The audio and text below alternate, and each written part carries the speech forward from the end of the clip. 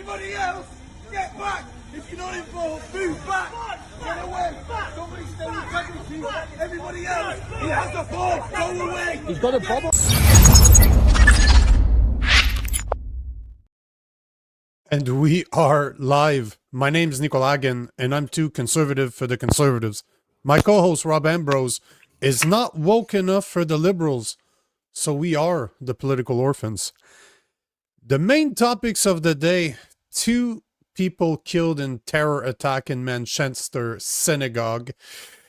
If we are to follow Elon Musk and cancel Netflix, shouldn't we also cancel every other single streaming subscription that we have? And the new hate crime bill advances in the House of Commons. Get your comments ready because the show starts now. What's going on, man?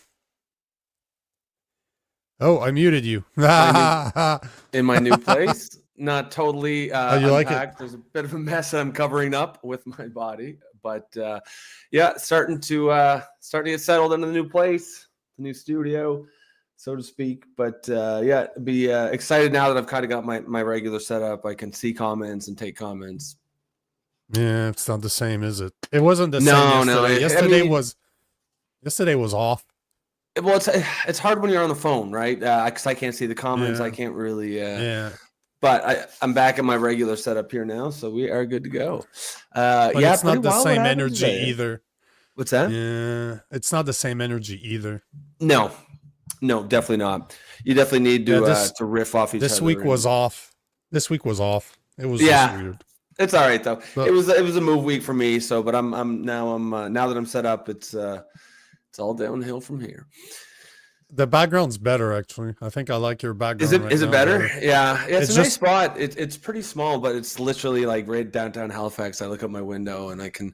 The other night was 2 hookers, 2 streetwalkers right down out my window, like obvious ones, right? Like they're in like super slutty clothes at 2 a.m. just walking back and forth, going to see a dude at the every 20 minutes on the. You're assuming that they were charging. Maybe they were doing it for free. Yeah, who knows, right? It's for love of the game. It's liberating. No, it's liberating. It's real work. Sex work is real work. It's liberating. But yeah, so yeah, you're definitely like downtown. You got the streetwalker. Yeah, I don't miss those days, bro. I used to live. I've lived in the middle of the city many times, and I will take living in the woods any day of the week. I like it right now. I like the weirdos and stuff. But yeah, if I had like a wife and kids, I wouldn't want to be here. I'd want to be. Oh no! Even when I was alone, bro. Even was 100%. I like the weirdos. I feel at home with the weirdos. Exactly. It's because you fit right in. Yeah, exactly. Let's see here. Oma Oshalaga, what's going on, man? Alberta Independence, what up? Wise guy, fellow. Yes, what's happening, brother? Oma Oshalaga is saying, by the way, I'm 6'2" tall. Remember that one, Nico? No, not really. I don't remember that. I remember that it hurts Rob's feelings when you tell him he's short, but I don't remember. I'm not short, bro. I'm 5'10". Like, I really don't care. Proving my point right again. It's okay, brother. It's all good. Shit, I can't hear you anymore. You're not talking. You did something to your mic, I think. Is that better? Yeah. It's either way too loud or just under. Hold on. Yeah, I've got like a panel here that I'm reducing your mic volume right now. There you go. Go ahead. Yeah, let me adjust. I think I can press like yeah, I just put it to like 90. Automatically adjust. Yes, and reduce background noise. Yeah, don't do that. Okay. Because every single time you step away, it will reduce. Try to compensate. It will way too high. I gotcha. Yep. You fit right in. Yeah, good. Yeah. Good to hear. Cool. Yeah, man, like you saw, I found a bunch of videos about what happened at the synagogue in Manchester, because what's interesting is that not one single video shows everything. You have to kind of piece them together Yeah. in order to kind of have an idea of what actually happened. Because obviously in Canada, they don't refer to what type of individual maybe did something. You mean what their skin color is? Their religion, especially. Yeah. Oh yes. I mean, if it's a white male, they'll report that pretty quickly. It's funny you say that because there was a shooting super close to here, like just a few kilometers from here, yesterday. Yep. Like in Laval, there's one of the gang, one of the higher ups of the Greek mafia got shot at a Starbucks.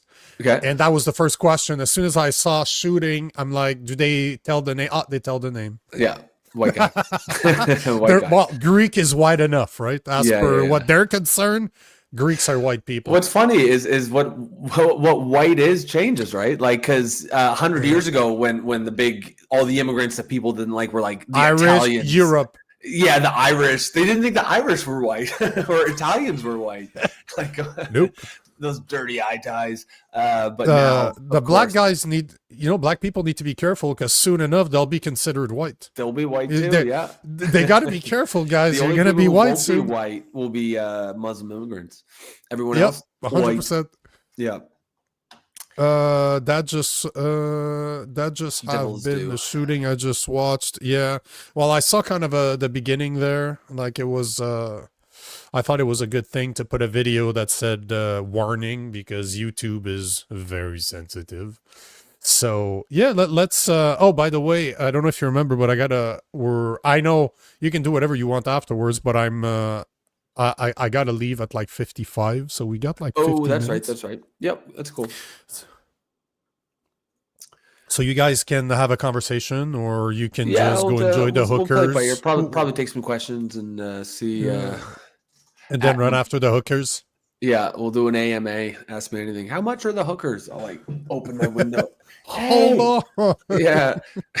Wise guy wants to know how much are the hookers.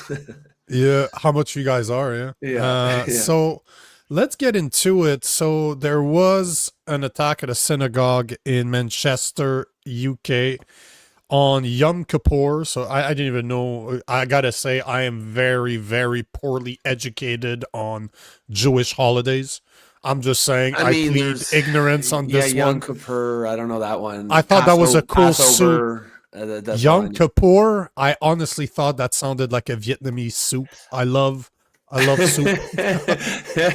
You are Yom Kippur. Doesn't that sound like? Yeah, it does. Like, I'm a big fan of Thai food. Vietnamese food. Yom Kippur. Yom Kippur. Yes. Yeah, no. That we are assholes. There's a war, a Yom Kippur war, I believe, and it's probably like in remembrance or memory of that. So it says that Yom Kippur is the holiest day of the year in Judaism. It occurs annually. Wow, that's repetitive. The holiest day of the year. It occurs annually. Oh, really? Oh, wow. Yeah, did you write that? Are you the one that wrote this? Office of Redundancy Department. Exactly. It occurs annually on the 10th of Tishrei. Okay. Corresponding to a date in late September, early October. For traditional Jewish people, it is primarily centered on atonement and repentance. Okay. Repentance. Sure. Okay. So, but the gist of it is, it's a holy day. And is that a coincidence? Probably not. I mean, I think in the annals of hate crime, like me, obviously me and you both feel we're not super keen on hate crime as a thing. But I mean, if you're gonna go on a holiday of that religion and go, like if a church is attacked on Christmas Day, I would, I wouldn't have too much of an issue if you wanted to call that a hate crime.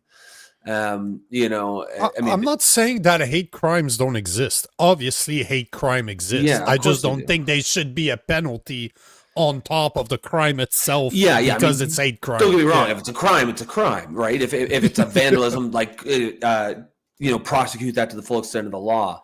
But maybe it doesn't need to be any. You don't have to charge someone twice, so to speak. And then, of course, that's hate crimes. And now when we're talking about hate speech, like that's even. I don't even think we need to have that. You know what I mean? That's just not speech. Speech is not a crime, and it shouldn't. It never should be. You know what? Since we're talking about this, before I showed a video, because I wanted to give an update as there was Bill C9 that was Yep. passed a week and a half ago. It was tabled, sorry. So it passed first reading.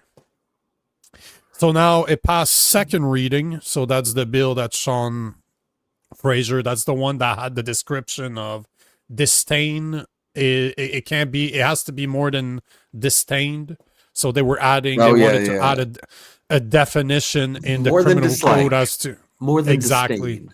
That's hate. All to say that that yesterday they debated it or they approached it, because they table, so they have a first reading, the second reading, they talk about it, they exchange, they vote, and then it passed. So it's going to committee where it's going to be evaluated, it's going to be questioned. But I wanted to look, I couldn't find the votes right now as to who voted for this on the conservative side, but I'm kind of like,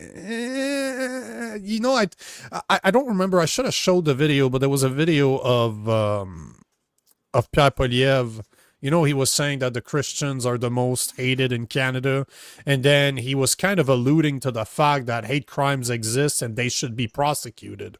So I know that just from that speech, I was listening to him talk, and I'm like, I'm not surprised that bill passed second reading and it's going into committee. But, it goes to the committee, is going to be debated. They're going to have people, experts come in and talk about it. Then it goes back to the House of Commons where they're going to vote on it. Does it go to the Senate? Do we accept in which state it is now, because the committee can put changes, can bring changes to the bill. Then it sends back to for reading, a third reading in the House of Commons. And if it passes, it goes to the Senate, which it's a 95% liberal Senate. So you know what's going to happen. It's going to automatically get Crown assent.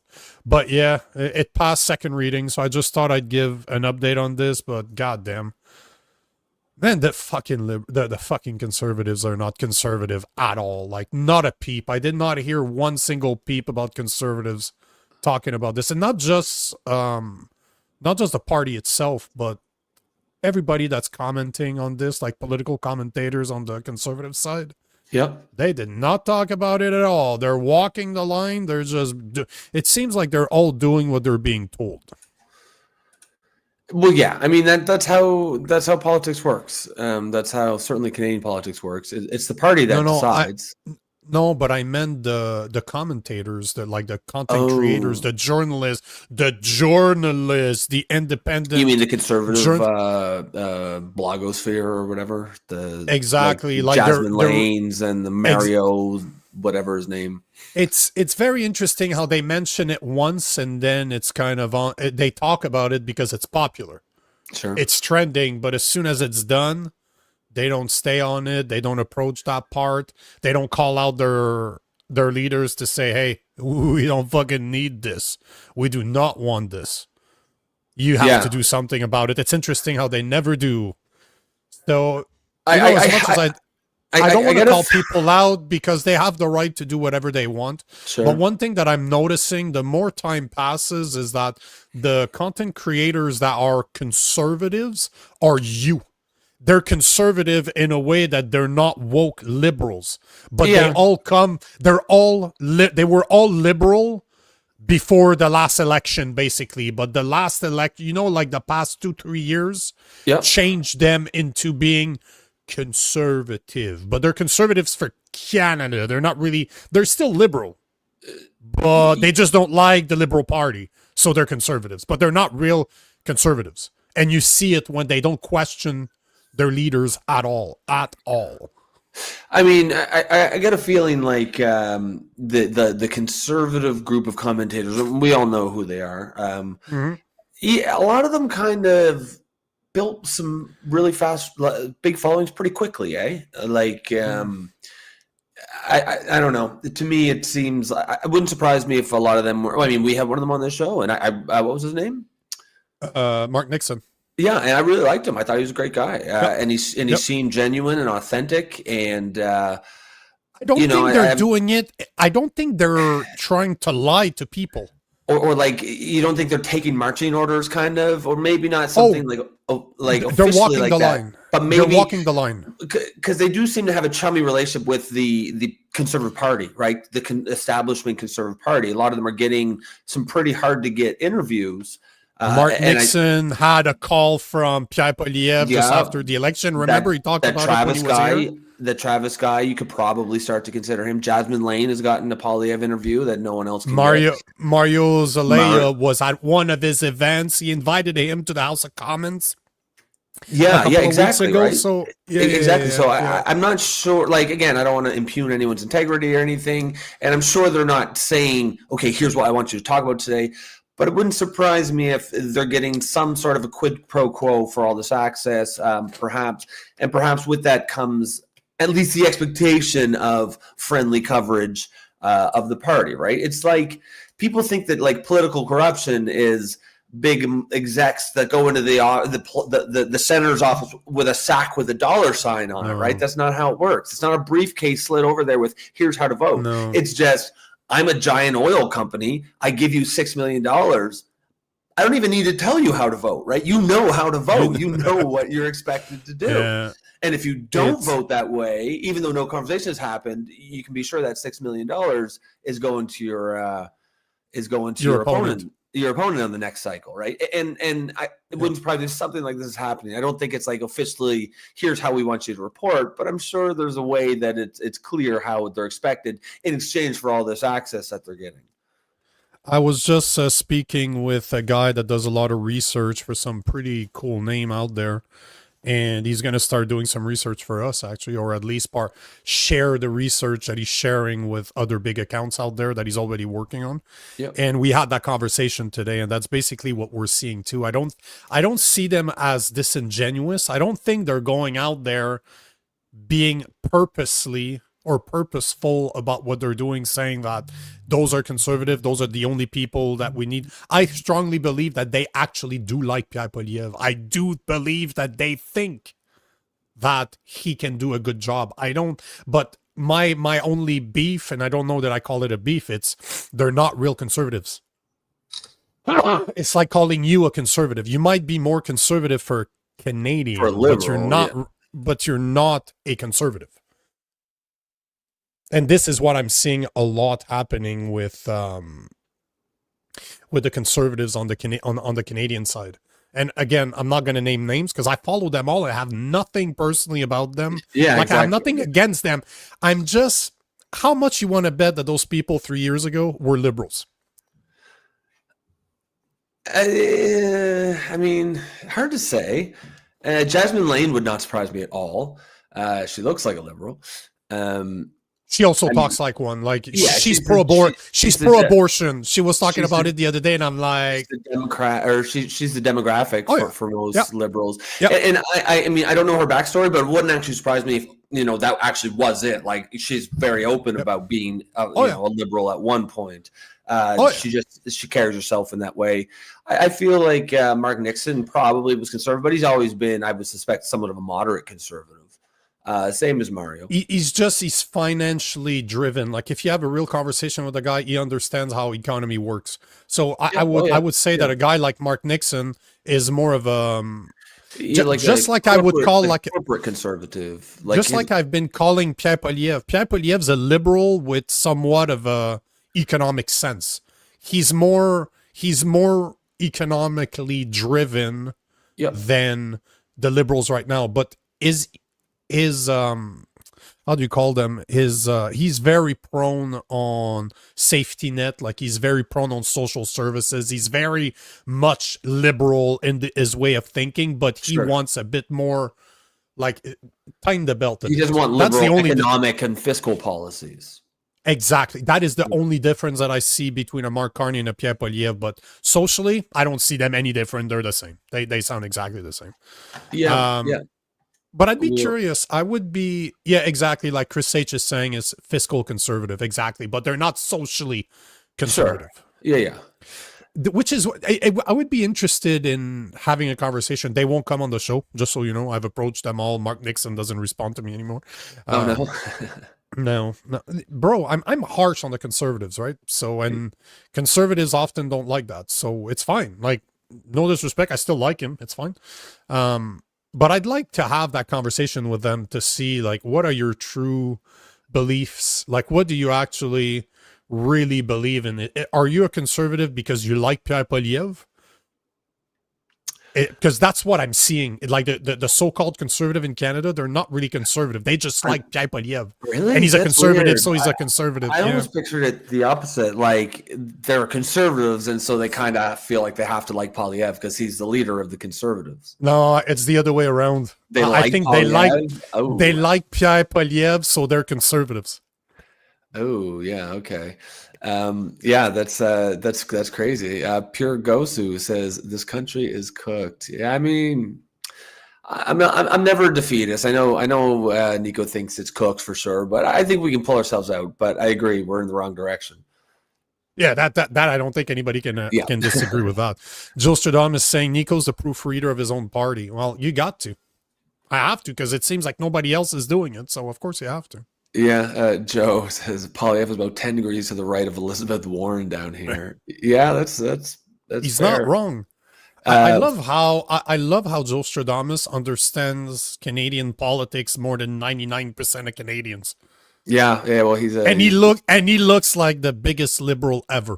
Like just judging from the picture, far left. long hair, playing guitar. Yeah, and he's pretty far left. Here's a good comment from Joe. It says my new theory is that the main purpose of the left parties of the the leftist parties of the Western world, so the Democrats, the Liberal Party, Labour in the UK, is to push everyone to the lunatic, or everyone except the lunatic fringe to the right. I mean, whether that's their purpose or not, that's certainly the result. That's what's going on. Are they pushing you, Joe? How do you feel that you're shifting to the right, or even, I guess, to the center? But the center is to the right from probably, I assume, probably where you are. Oh man, I didn't realize we'd have that conversation tonight. I like when we do these. When the little rabbit holes they're not planned, but people are definitely engaged. So obviously it's not just us. Exactly. Yeah. Angry Canadian says I'm a centrist. Both sides have good and bad ideas. The last 10 years have been a shit show. So there's that. Yeah. I mean, I wouldn't call myself centrist, but I'm definitely moderate left. But we've all seen that graphic. I'm sure the meme where it's the guy and he's sitting there and it's like 1995 or something. He's like, I'm a liberal, and then it's like 2005. It's like I'm a liberal, but like the left has gone over, and the center is getting closer and closer and closer, and he hasn't moved at all. But then the center's over here, and he's like, I'm a conservative. I feel like there's a lot of people who see that meme and they're like, oh yeah. I mean, as Joe says, like whether you're left, right, whatever, everyone's being pushed to the right. We're all moving to the right because the lunatic fringe left has taken over of the mainstream left. I mean, every side has its lunatic fringe. The problem is now the lunatic fringe of the left is in charge. That's when things get bad. Yeah, see, and again, Joe Stradom is just saying you two are the reasons I understand Canadian politics. Joe's on the sauce. Joe's on the sauce again. I'm a fucking orphan. Brother. I think we all feel like that. Yeah, we all feel like that. Yeah, I mean that's what this space is, guys. And if you're like me, like Nico, like Joe, and you just feel like what the fuck is going on, and you don't maybe fit exactly anywhere on the left-right spectrum, well, you have a place here. This is the political. This is a Political Orphans. This is where the space where everyone's got their opinion. The show is heavily based on user engagement. So if you are just tuning in, please throw a comment in there. Agree, disagree, whatever. We're here to talk. We're here to approach a lot of the issues of today from a common sense perspective, whether it's common sense left or common sense right. And also to have a drink or two, as Joe, I think Joe says, "Fuck you, Rob." Also guilty. Yeah, when I said Joe's on the sauce again. So of course, yeah, Joe, I can smell it, Joe, from here. Yeah, you know what? I'm so due for a drink that earlier my wife, I'm trying to get ready for the show. She passes me the baby. Yeah, and I swear he smelled like alcohol. Your kid? I'm like, yeah, but my wife doesn't really drink. Like I can probably count on one hand. Maybe check and see if the peppermint schnapps has been watered down. Maybe he was spending time with his grandmother, so maybe. Maybe. Yeah. No, but I'm just due for a drink, I think I'm the one that just needs one. Details tattoo is, hey, what's going on, Dan? Cooked it is, even my demography is unrecognizable. And all this under 5 years is palpable, the energy of stagnation. And it's true, man. I swear, man, I know I've said it before, but when I left in 2020 to go live in the woods, I left the city where I've always lived. Yeah. Well, in my adult life, I always lived in the city. And then I went on almost 3 years of exploring the US, and then I come back. I'm like, what the fuck is just walking around? I don't know. I don't recognize this place. Like the demographic, let's just call it, the people around are not the same. Like everything seems to have changed. It's 5 years, bro. 5 years. And there's nothing wrong with like not liking that. There's nothing wrong with looking around and being, hey, I grew up in this town and it doesn't look and sound anything like when I grew up. Like they'll call you racist. Like, no, it's just people don't like fucking change, man. And they certainly don't like demographic change within 5 years, one generation. Yeah. But did you see did you see those numbers? I have to confirm them to see if it's true, but they were saying that over the past just over 5 years, 34% of the Canadian population has been replaced. So that's 34% of the population now, like of the 41 million of people that live here, are foreigners. Like they've come from somewhere else. 34% is what they were saying. I don't know how possible it is to confirm those numbers, but I've seen them from reputable places. So I'm like, ugh. So, and if you're in the city, man, it's so obvious. You just need to literally open your eyes, go to a place you haven't been in 5 years and go take a look. So, and there's nothing wrong with being like, yeah, I don't like this. I'm not cool with this. It's just too much. It's too fast. Like that's a completely reasonable, statement. No one's saying I don't want black people in the country. I don't want the browns. We're just saying like, relax. Fucking pump the brakes a little. Let's slow it down. Yep. And when I say a little, I mean a lot. But I'm just being polite. But like, let's seriously slow it the fuck down. Figure out what our needs are, because at the end of the day, immigration should be about filling the country's needs. It's not a charity for the whole world. No. And we got to change our mindset about that real fast. It is not anyone's right to come here. Our ancestors, our forefathers built this society. And we have built a more or less, at least until maybe 10 years ago, a more or less functioning multicultural country where people from all over the world can feel at home. And then they just fucking threw so many people at once, and it changed the demographics of entire cities. Go to Brampton. Have you even been to Brampton lately? No, but Brampton was always called Browntown. It's just that it wasn't everywhere. It's now, I have reports of super small town in buttfuck nowhere where there's a bunch of Indians that appeared there too. You go to the Tim Hortons, you go to the fast food joints, it's all Indians working there. So it's not just here. Like, it's not just in the big cities. I mean, it's all over the place. It's everywhere. So you just can't convince me that it's not done on purpose. And I'm not a racist for noticing it, because it is completely different. Sylvie, what's going on, Sylvie? Have you guys heard of the 72-year-old woman neighbor of the ostrich farm who was assaulted by one of the supporters? She was doused in gasoline and punched in the face. What? At the ostrich farm? I saw an assault of some type. Hold on. Is wild. Yeah, it never ends, eh? But no. I saw the assault, but I thought it was somebody from the ostrich farm that got assaulted.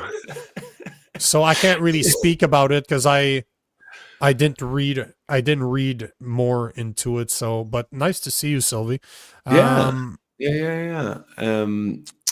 Dan says my 16-year-old son will never have a summer job. He's 16 years old. I have a 16-year-old son too now. It's the exact same problem. He finally got a job up at Sport Check at the mall, but like, he was not. We went for a month. I drove him around to all the fast food places. Never even got an interview. And so, again, and we've talked a lot about the importance of those jobs to teenagers. That is many times their first adult experience. It's a major part of just growing up and becoming an adult, and we're really doing our kids a disservice by taking that away from them and giving it to 100%. the third world, because we don't need to bring in people from across the world to work at Tim Hortons. We just don't. Nope. No. Let's take, because we only have like half an hour to go, not even 25 minutes before I leave. Oh yeah, that's right. Let's just jump into the first story. I'll just play one of the videos. I think is it that one? Is that the good one? No, it's the other one. Hold on, let me bring up this one. I think that's the one I wanted. Yep, that's the one. That's the one I was playing in the intro. Everybody else, get back! If you're not involved, move back! Get away! Somebody stay with integrity! Everybody else, he has a ball! Go away! He's got a bubble! So this is the part, because this is the only video I could find of a place showing. So this is the person. Obviously, I think we can get a good idea of why he did this. Like, let's not lie to each other here. I think we all know it's definitely religious, and it's a terrorist attack. Let's be honest here. I mean, is that even, are there people saying it's not? Well, okay, so see this one, right? That's from that was the New York Post. So that's the only one I could find with an actual picture. Now, here's Canada talking about it, and you tell me if you would know. In Manchester, England, 2 people are dead and 3 others are injured after a car ramming and stabbing outside a synagogue. Authorities say a man suspected to be the offender has been shot by police. Police declared Plato, a code for a marauding terror attack, although it has not been labeled a terror incident. British Prime Minister Keir Starmer says he is appalled by the attack, you know why. which comes on the holiest day in the Jewish calendar, Yom Kippur. The attack in Manchester this morning is absolutely shocking. Oh, all of our thoughts with those affected. I'm on my way back to London. When I arrive, I will chair an emergency COBRA meeting. I'm already able to say that additional police assets are being deployed to synagogues across the country, and we will do everything. I don't know what that is. It's probably just, it sounds cool, but it's probably just... All I could hear was helicopter. Fucking tea and coffee. So, you know, and then I'll play a tiny bit of this video too. So, oops. What is the problem here? What? What's that? Oh, there we go. It was giving me an error trying to load the video. And now you have, so obviously those were earlier during the day. This is when he got back to the UK because he was probably on vacation in Copenhagen. Good evening.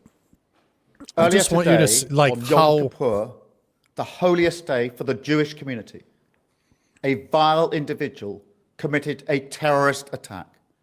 Is it not okay to say that the guy was Muslim and this was religious in nature? Like, what is so fucking hard to say? But it should be required. It should be their fucking job. Yep.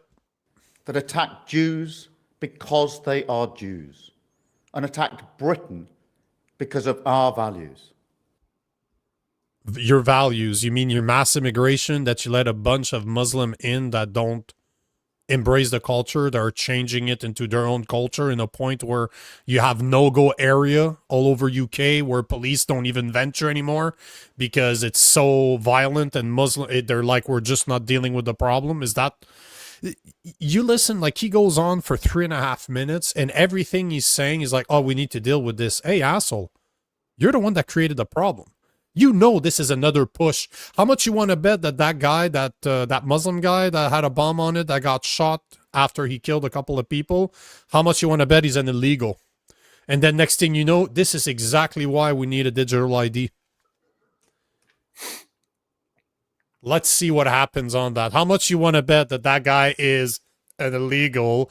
And yeah, that's going to be the reason why they need to bring the digital ID, because they're getting a massive pushback on their digital ID. Like, I haven't seen a conspiracy theory so popular amongst the left and the right. Everybody's talking about digital IDs everywhere now. everybody has an opinion on. Yeah, and you know what's that funny? That normally doesn't happen. And we were talking with Jeff Evely last week, and he was saying like he wasn't too worried about the digital ID because he's like, too many people talk about it.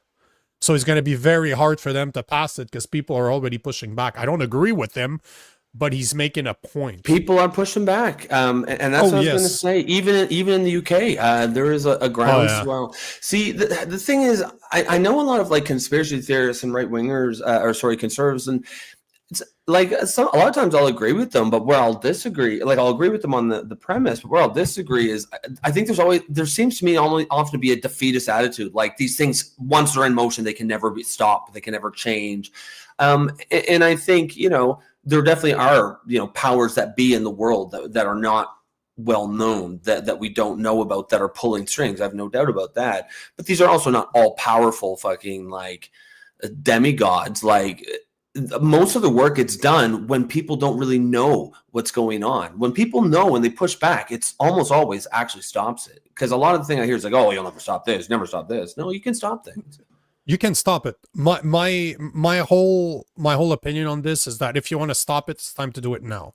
Because if the digital ID gets put in, we're fucked. That is the point of no return. Always think about the old expression where it says you can vote communists in, but you'll have to fight to get them out. And I think that's a general rule of power that seems to be universal. Once something gets in power, whether it's a law or a king or what have you, it's very hard to get them out.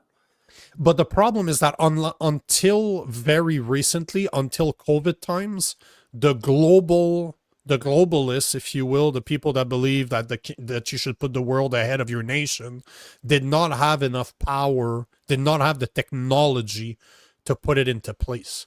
AI allows to do it on a world level. It's so easy now through the internet to communicate and to interconnect everything. And now they have something that is so much more, I don't know if intelligent is a proper term, but is able to work so much faster than human beings that it doesn't need a lot of people to support a massive system if the AI has been trained properly to do its job.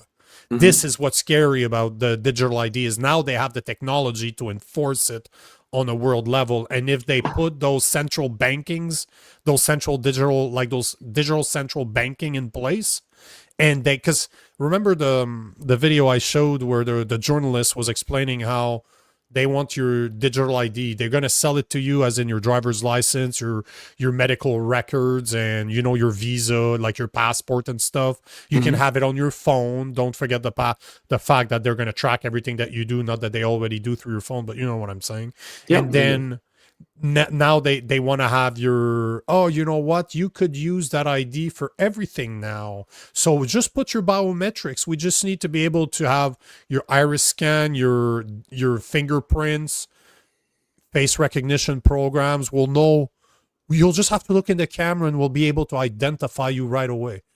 So now you have a digital ID that's attached to your biometrics, and you know that as soon as your biometrics are attached, they're like, oh, we're just going to put all of your banking system, because who needs money anymore? We don't need paper money anymore. Who uses that? That is so 1990s. We don't need money. So let's put everything digital banking so that it's easier to manage. Now you're fucked, because just like they saw in Vietnam, 86 fucking million people got debanked overnight for not wanting the digital ID. If a society's still on cash, you can't do that. And there's a good reason why. Remember, it was part of Bill C2. They kind of slipped that in there. So, to combat crimes, you won't be able to have to pay anything cash for more than $10,000. But then, like John Carpe said on the show, once you have that put in there, you can slide that number to whatever the fuck you want. Because you just push an amendment, just like, maybe now it's $1,000. Oh, maybe now it's $500. Or you're like in the UK. Did you see Starmer? That's something I wanted to talk about yesterday. But Starmer actually spoke how after that digital ID is put in place, every single transaction will now be able to be monitored, and you'll have to explain yourself. If you do, like, let's say you do a transfer to me just because you give me money for no fucking reason, just because I'm in trouble, let's say, you send me some money. they could flag that to say, why are you giving him money? We need an explanation as to why you're giving him money before we approve the transaction. So those are all things that can happen when everything's controlled, everything's digital, right? So it seems like even in the comments, you got guys like Joe that agrees that it's, what did he say? I always like when Joe's here because he kind of pushes the leftists. Yeah, no, leftists, but even Joe on this one is like, yeesh. Do you have a comment? Because let me see here. You know, Joe definitely brings a lot to the show for sure. Digital ID is all about the final surrender of the right to privacy. The search will never win if our owners can pick them off before they become dangerous.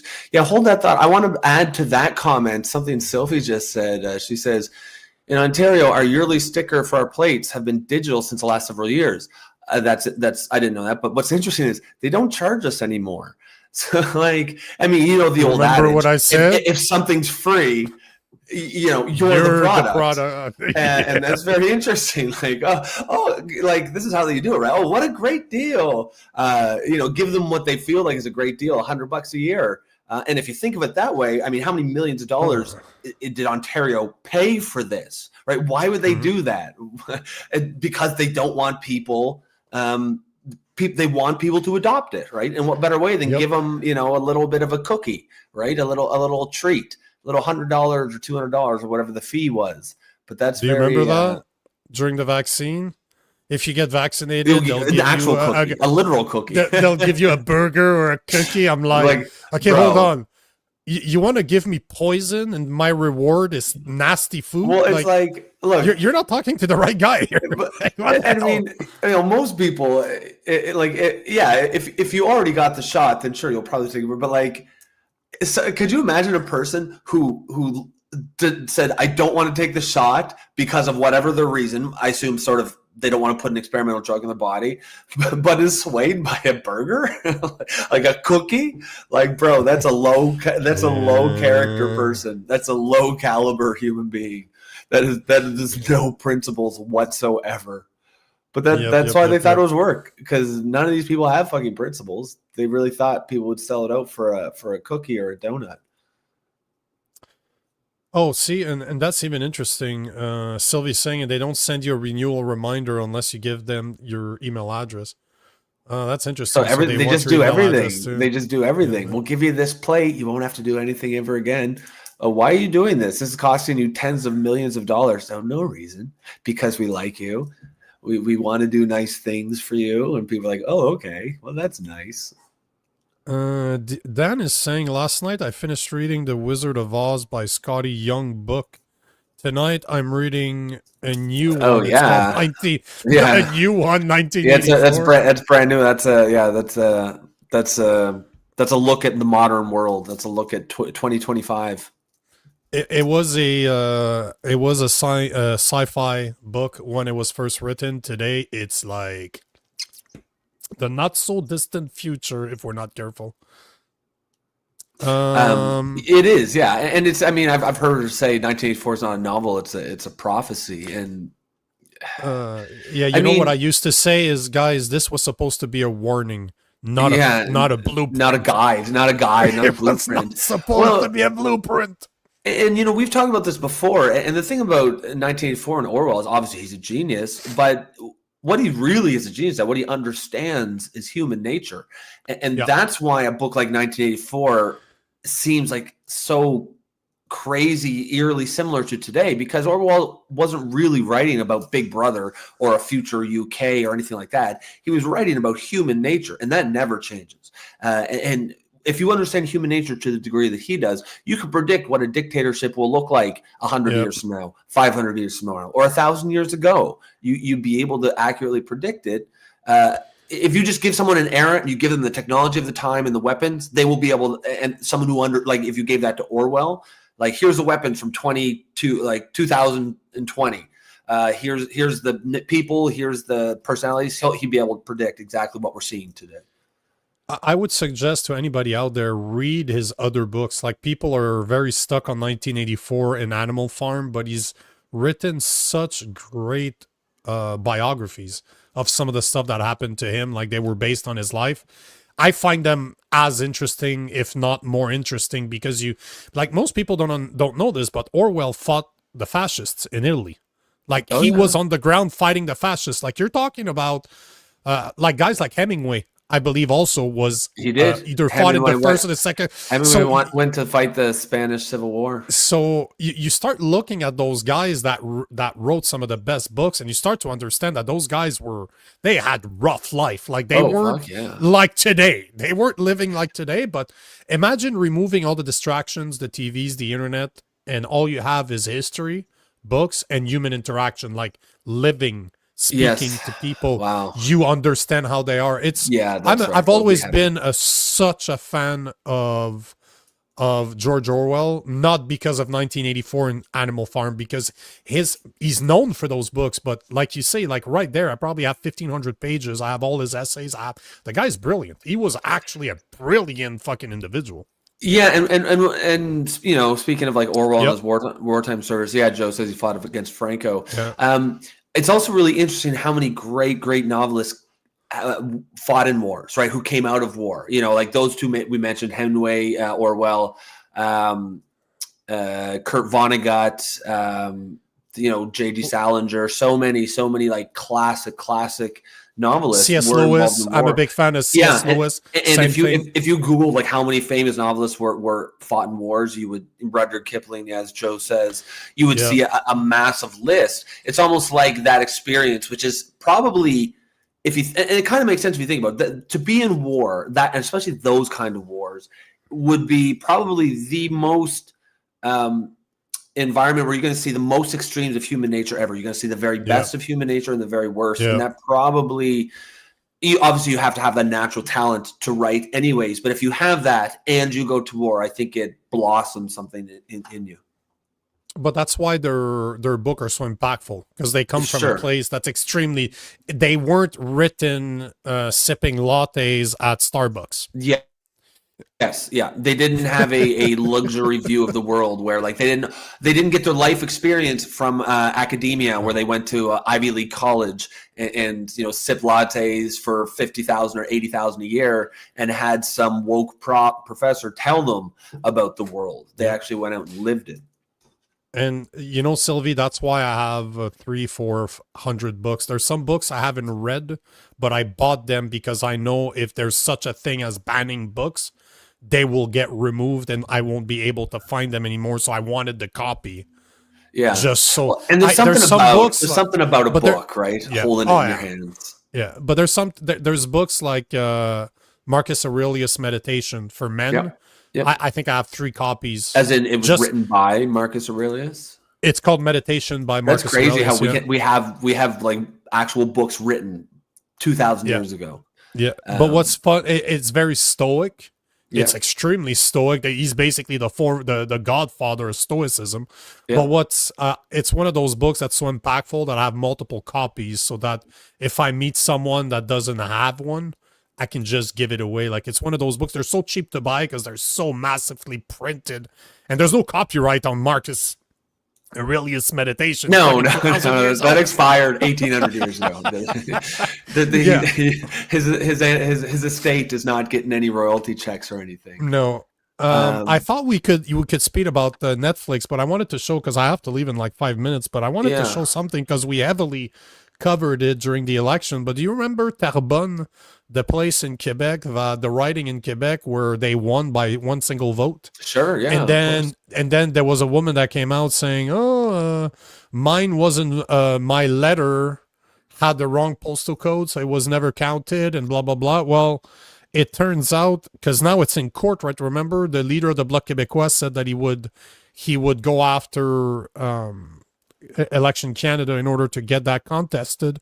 Sure. And it turns out that Emmanuelle Bossé, which I believe is the girl, said she mailed her ballot in early April using an address envelope provided by Election Canada.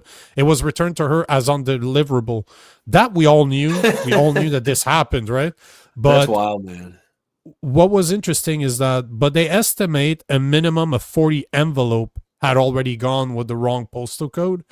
But what is interesting is that there's a woman that was found In a source statement, so right here, in a source statement, it was reported that they knew about the error, but the person didn't do anything about it.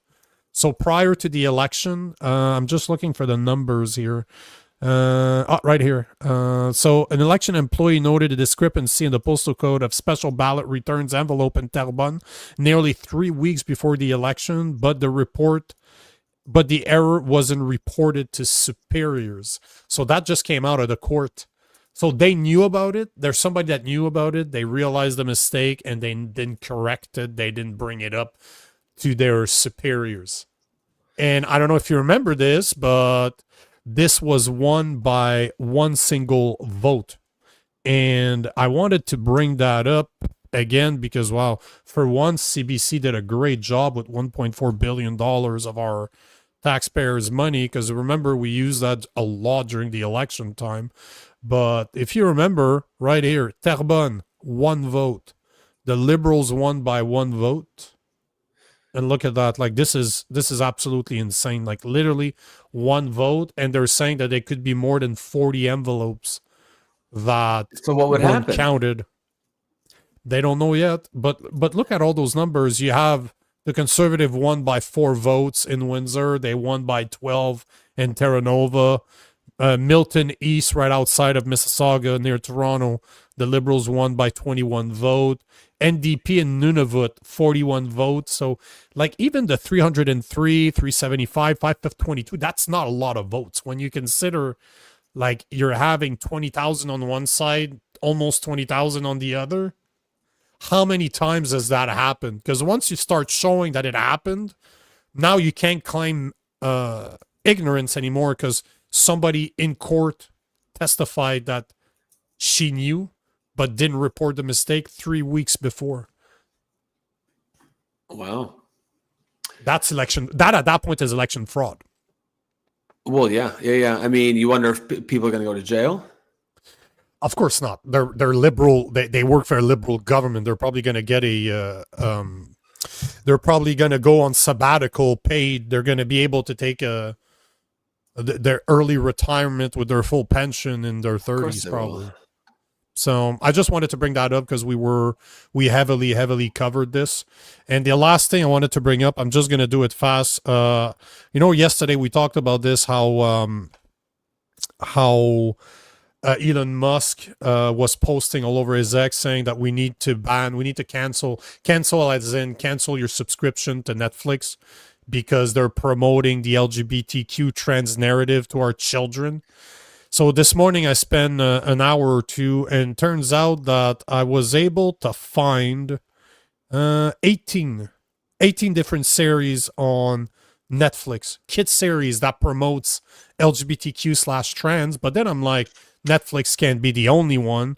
Turns out that there's at least 7 on Amazon Prime.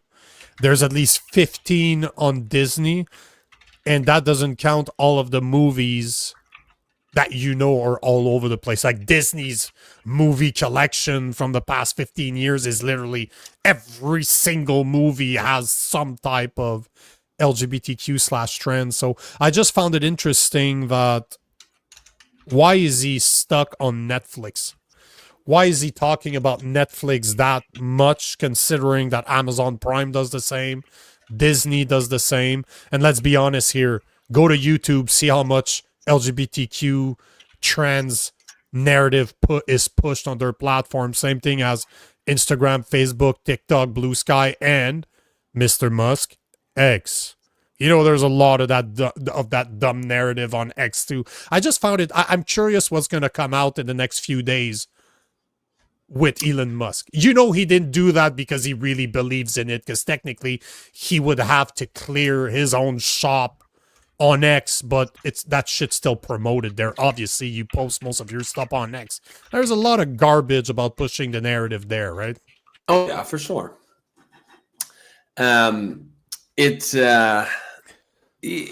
Like obviously, I like Elon Musk. I think he's doing some interesting things, but like you gotta. He has his own agenda for sure. Like he's not just doing things because he loves humanity. No, definitely not. Sylvie, are you guys finishing early? Well, I finish early every time. Yeah. Come again? Yeah. I'm old, bro. I go to bed after. Yeah, Nico's leaving in a few minutes. I'll stick around and take questions and comments as long as people are talking. There's probably going to be a lot of them. Yeah, it seems like it. If it goes till 11, that's fine. I can stay that long. By 11, you mean 10 our time? Yes, 10 your time, 11 my time. Cool. Well, man, are you taking off now? Run. Yep, man, as well. That's why I was taking your comment, but I like. This is definitely better. Just tone down the light. My light, is it too much? Oh, it's the top one. It's okay. But I like that setup better, though. Yeah, it is. Actually, hang on. I'm just going to shut that off. It's always, at least we don't see your garbage in the background. It's a nice change. I was moving, bro. Moving boxes. All right, I'm going to shut this off. You guys tell me if this is better. Yep. No. Is that better or no? No, I was wrong. It's worse. I'll have to get one of those like light bars where you actually like can. That's what I have. I have a bar pop with lights on it. Yeah. I'll show it to you. But yeah, I gotta go. But taking off. You guys, we shall see you on Sunday. We got a mashup on Saturday, so if you guys want to join 9 p.m. to 11 p.m. I wasn't talking to you. I was talking to the commentators. Fuck you. Wow. But you guys enjoy. We will see you Saturday. If not, we'll see you on Sunday because tomorrow we're off. Yes, Goodbye. yes. Peace. All right. See you later. Sylvie, nice place, Rob. Yeah, thanks. No, I really like it. It's right downtown Halifax. I was telling Nico there's some street hookers outside my window earlier. Well, not earlier. It was like yesterday, but Joe still curious about Rob's cutaway acoustic. Do you mean can I play? I can play. I don't know if I would right this second, but who knows? Maybe. I don't think, judging by your photo, Joe, I don't think it plays as good as you. I can strum a tune around a campfire. Maybe, I can play Wonderwall, basically. It's like the classic white guy with guitar song. But all right, let's we'll go back and take some of these comments here, and we'll chat until until it kind of slows down. But last time we did this, as I said, it's like Nico's the one who does all the work, and he can do the show by himself. I don't really give a shit. I don't do any of the research. That's Nico's thing. I just show up. I'm not really built to carry the show by myself, but like I said, we'll see where we go. There was a comment just going back to, Jeff Anderson says, if the government wants to spy on my phone, they're going to see some weird fucked up porn. LMFAO, good luck. Yeah. Look up Joe's phone. It'll be midget horse porn or something. And also, Joe, Jeff, I seen earlier that you're having surgery tomorrow. So yeah, good luck with that, brother. Hopefully it doesn't do anything bad. You just wake up with your dick and all that stuff. Sylvie, is that why you picked the place for the hookers? No, no, it's not. I like it. It's right downtown. So you've got that weird, it's like in the, I don't know if anyone knows Halifax, but it's in the Hydrostone area. So it's kind of like really, it's kind of in the middle of being gentrified. On the one half of my street, you've got like the rich, like the engineers and doctors who have built all nice condos and kicked the poorers out. And then down the other end, you've got the poorers still. So it's got a nice mix of kind of everything. You've got obviously your street hookers. You've got, you've got your artists, your hobos, your homeless, your the starving artist type, fashionistas. It's kind of an interesting mix. I like the wise guy. Hey Rob, what do you do for a job? So I worked business consulting for most of. I've been doing that since I retired from the military a couple years back. But actually, I'm kind of. You guys have caught me kind of in a interesting change in my life. So I didn't really basically, I've got my military pension. I don't need to work. The business consulting thing, it was okay, but I did that for like 2 years and didn't really like it as much. Plus, I always wanted to come back to Halifax where I grew up. And I have a hobby where I make concrete furniture. So I've been doing that for a while. I went up to Toronto to apprentice a couple of years back. And I've always done it as a hobby, but I was like, you know what, why don't I just fuck it and just do what I actually want to do for a living and do what I love. So I moved down here to Halifax, and I rented a shop, and I'm going to start making and selling concrete furniture. It's literally, I literally just took possession of the shop yesterday, so I got to get it ready. It'll probably be Monday before I start actually, building designs that I've come up with. But when I do, you guys will know, I'll show you guys, pictures, and I'll give you the Instagram link if you want to check it out. So that's kind of, it's kind of like a major career change in my life, major change in my life. It's exciting. I feel like I've kind of been part of the rat race for so long. And now I'm just really doing what I want to do. Talking to you guys every night and spending my days designing and building concrete furniture, not just furniture, but like, fire pits, fountains, art, like hangable wall art. I've got, a fairly creative mind. So I'm going to put one of the things I like about concrete is you can really, the only limitation is your imagination. It's such a versatile material to work with. The only limits are your imagination and physics, of course. We all have to obey the laws of physics. But so that's kind of what's going on in my life, and that is the reason for the move. I had stuck around Fredericton for a long time because my son was, obviously I wanted to be around when he grew up, but the plan was always leaving when he graduated high school. He's in grade 12 now, but he's so busy with like sports and his girlfriend and his friends.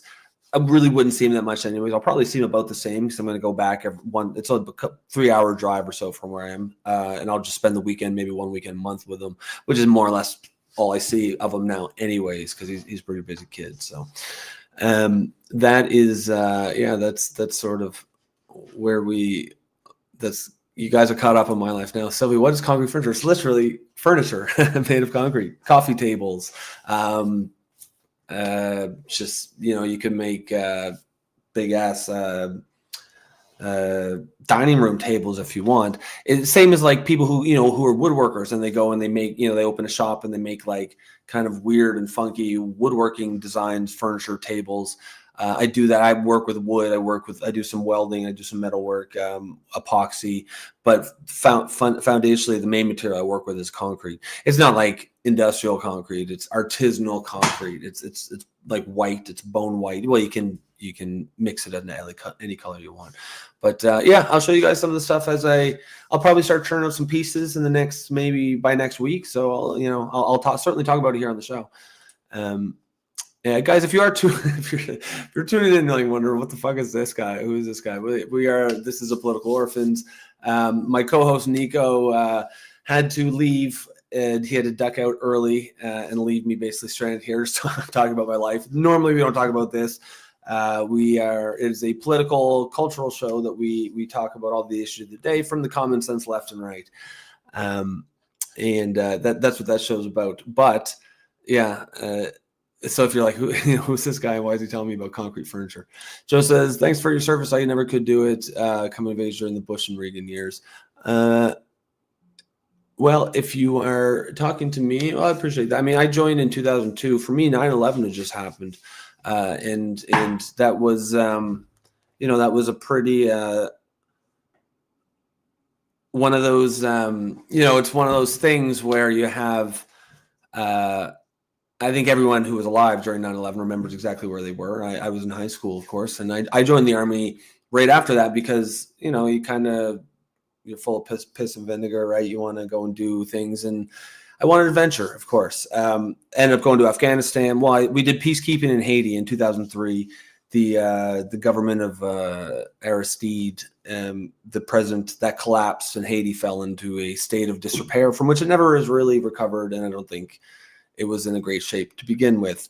But we got called out of pretty quickly to do peacekeeping in Haiti in 2003 and in 2004, and then went to Afghanistan in 2007.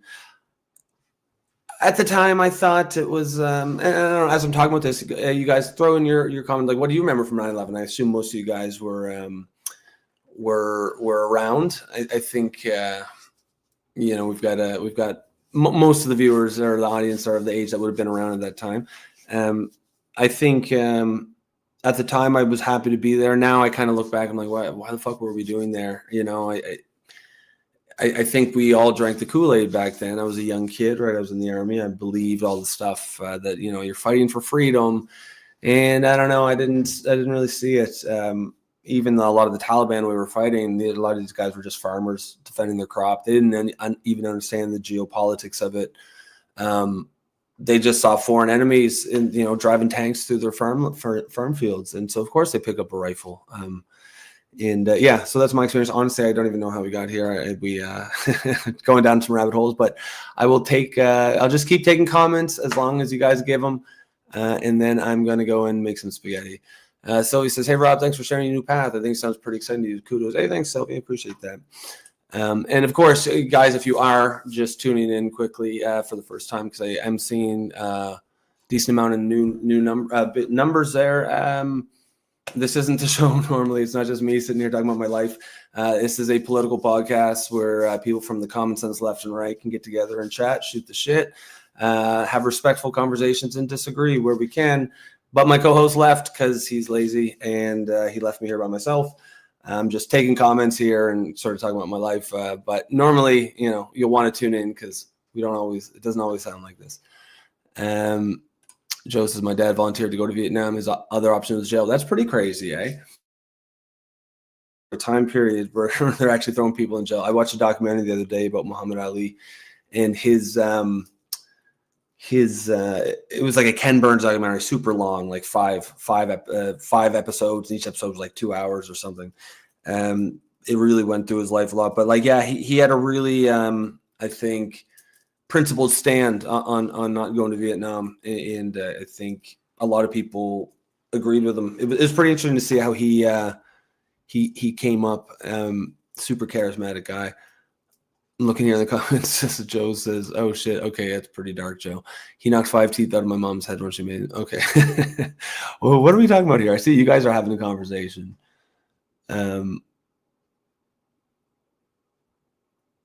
Miriam says, X Live is not stable for me. It keeps disconnecting. I miss parts of what you're saying. Wonderful. Well, thanks for the comment, Miriam.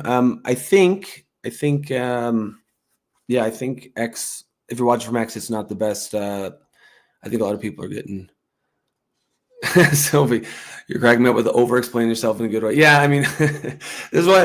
I mean, like I said, I'm not built to run the show by myself. Like, this is Nico's thing. He spends hours a day researching. I just show up, right? I'm just the eye candy. I don't even honestly know most of the topics that we're talking about until I get here. I told him, I was like, I don't want to do any of the work. And so when he leaves, I'm like, fuck, I got nothing to talk about.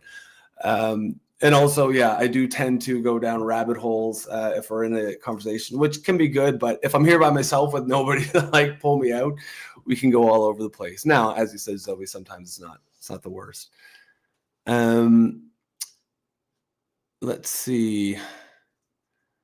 It's funny because it was like, Joe's having a conversation with, I think, Homa. Mike McKenzie is evangelizing in the comments, talking about Jesus. That's okay. Here's how it says, concrete is a material used to a lot in the Italian community. Yeah, some places like they same. My aunt was from Australia, and she came down the summer, and she was talking to me, and when I told my parents, I was like, moving to build concrete furniture for a living. Well, I mean, my mom was happy because she lives in Halifax, and obviously she's happy to have me close by. But they're like, fucking concrete furniture. But my aunt was down from Australia, and she's like, oh yeah, she's like, we all have concrete furniture there. It's just a common. I think in hotter climates it makes more sense because it's really cool. It keeps it keeps cool when it's hot. And I guess maybe that's why here in Canada and the US, it's not as big a thing. But yeah, there really is, there's some people like around Toronto, Calgary. There's a really great artist in Edmonton who's doing some really amazing stuff with concrete. But in Halifax, there really isn't anyone doing it. And like I said, it's something I've kind of done as a hobby for a while. I'm kind of in a good position where I've got my veterans pension, so I don't need to make money. I don't need to make sales. It would be nice, but I can afford to work for a while without a paycheck, because really all I have on my hand is time. But yeah, my days are pretty full, right? So I'll be, making concrete all day, talking to you guys 5 nights a week, doing the show, and in between our ideally like to squeeze a social life in there, but but you never know.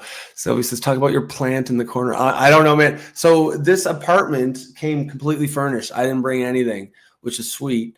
So that's their plant. That plant was here. None of this stuff is mine.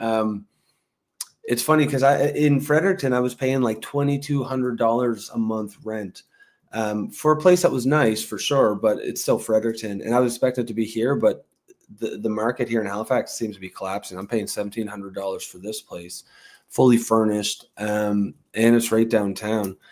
And I think that says something about the real estate market in general. I know Toronto is crashing. I think it's funny because you hear the media report about it, like, oh, housing crash and this is a crisis. It's like, no, motherfucker, you guys have had it for 20 years. Housing prices have done nothing but gone up. Like, give a break. Like, give a break to the people who haven't bought a house yet. But of course, it hurts the boomers, right? The boomers all mostly own, and they don't want housing prices to go down.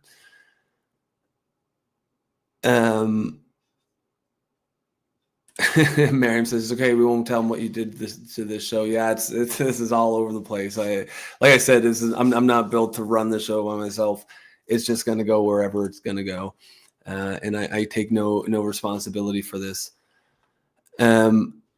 Yeah, so he says, already furnished. That explains it. I thought, wow, Rob did a pretty good job in a really short time. Yeah, no, there's no way. There's no way I'd be doing this by myself. But again, I also have pretty bad ADHD.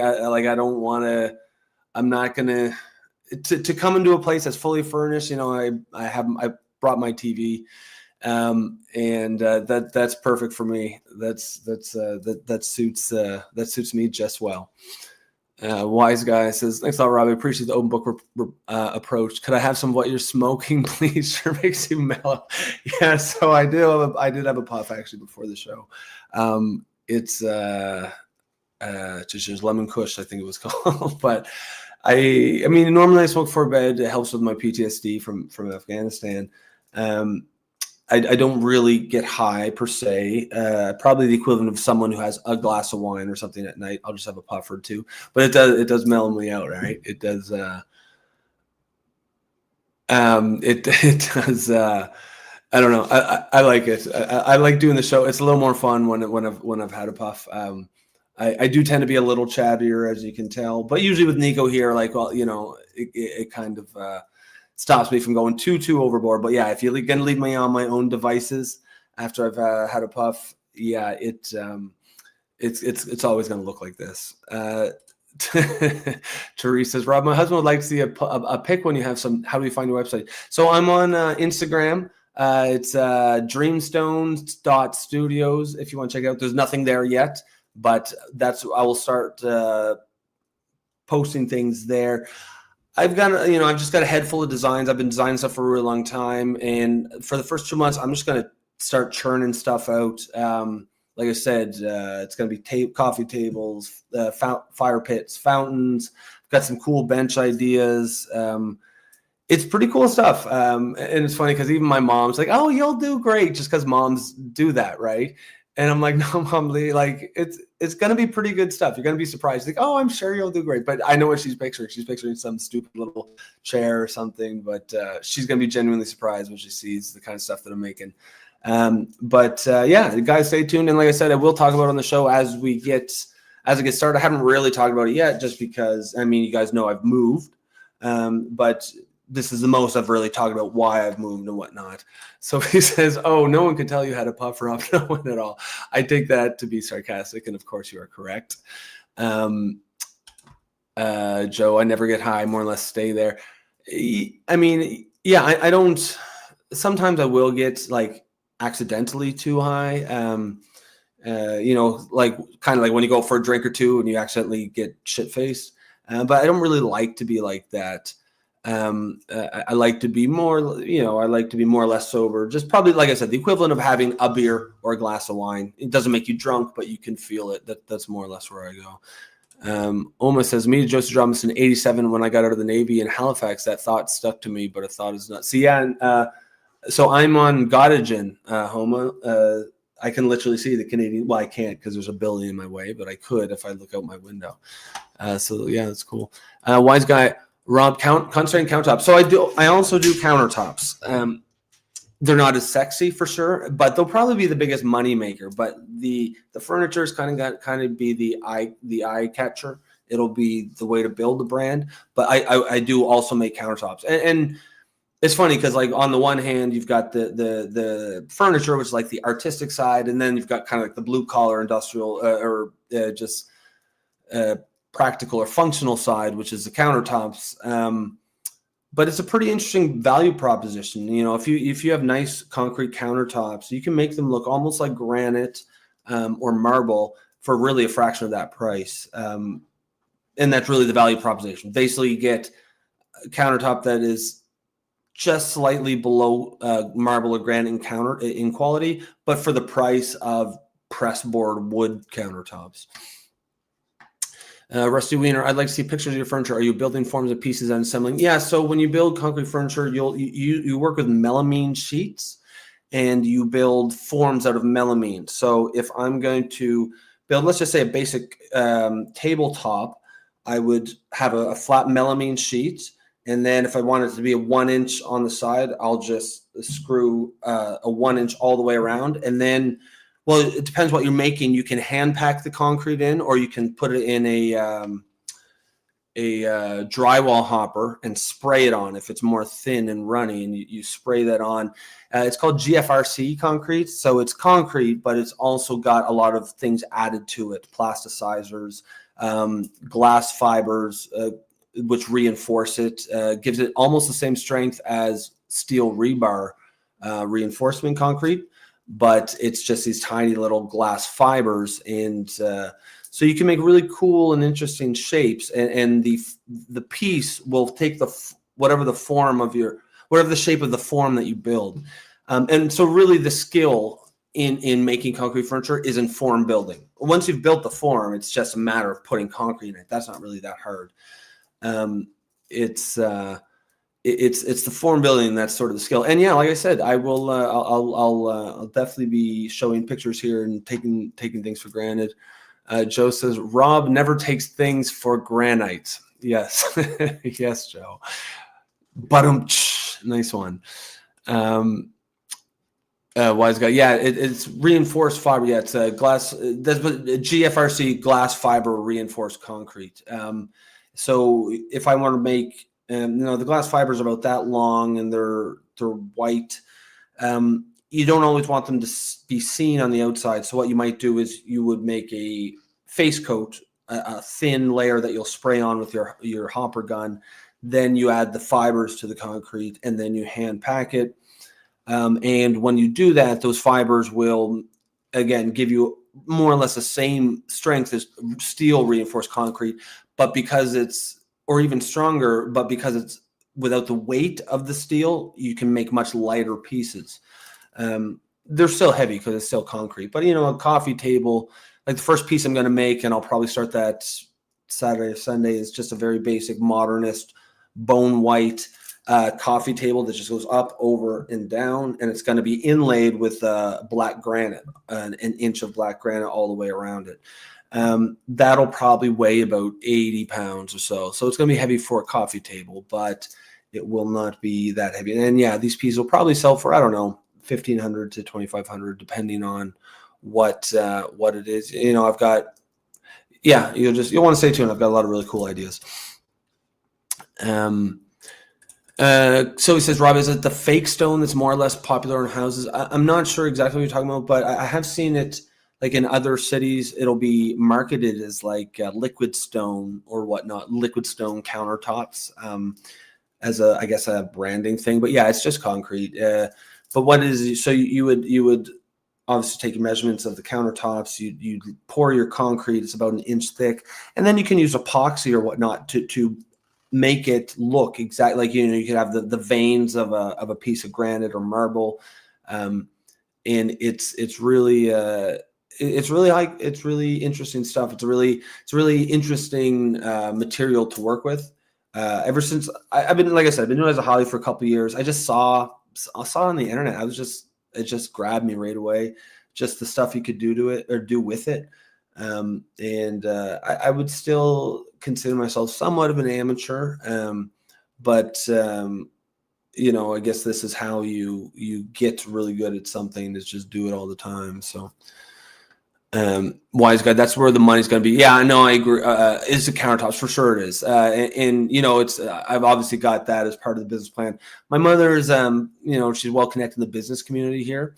She used to run what's called the Halifax Club. It's literally like the social club for all the good, the great and the good in Halifax, all the hoity-toities, the doctors, the engineers, local politicians, the local bigwigs pay like $5,000 a year just to be a member, to go there and, glad hand and fucking twirl their mustaches and have brandies and cigars.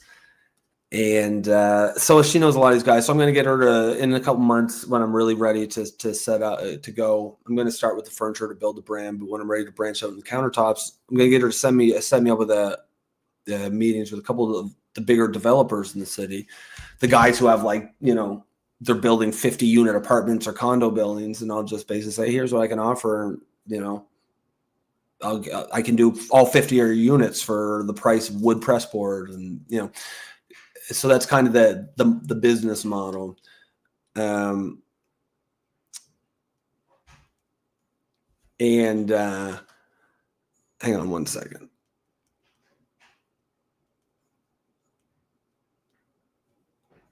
Sorry, I just texted my mother, actually. Sylvie says, do you make custom-made countertops? Yeah, so these are all going to be custom-made. They're all going to be made specifically to each place. You have to go in and basically make a model or a print of the size of their place. If they have any weird angles, you're going to have to know it. And you pour the concrete in the shop, and then you carry them over to the home.